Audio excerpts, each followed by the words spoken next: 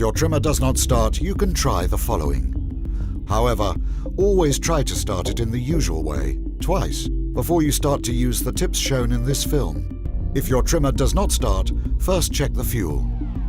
If your trimmer has been stored for a long period, you should make sure you have fresh fuel.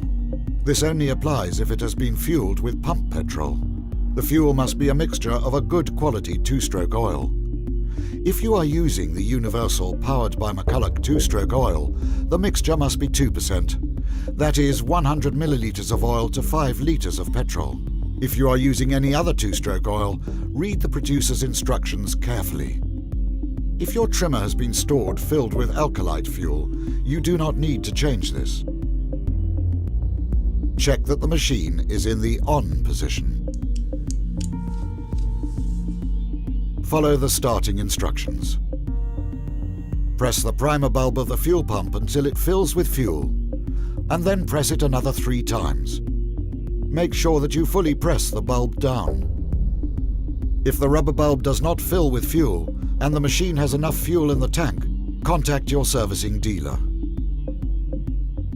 Set the machine in the choke position and pull the rope until the engine fires. Stop pulling the starter rope if the motor doesn't fire after 10 attempts. Switch off the choke. If the engine does not fire, it may have become flooded. 1. In this case, pull the starter again some 20 times without any choke, as this will increase the airflow and the engine will dry quicker.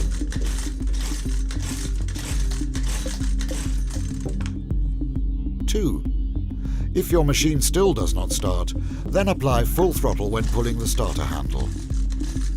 Note, be very careful. The blade will operate at full speed if the machine starts at full throttle.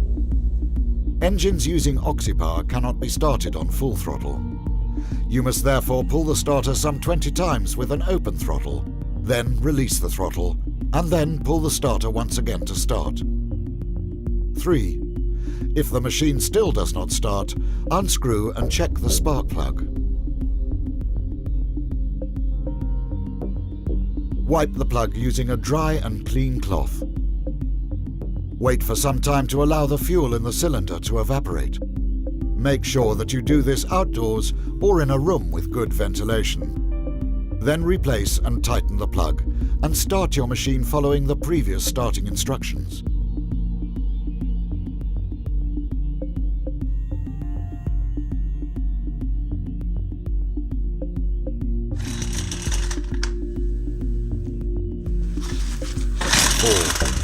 If the machine still does not start, contact your local servicing dealer. If the trimmer line does not feed out correctly, the trimmer head must be checked. Follow the instructions in the film showing how to change the trimmer line. For information about where to find your nearest servicing dealer, please visit www.mcculloch.com.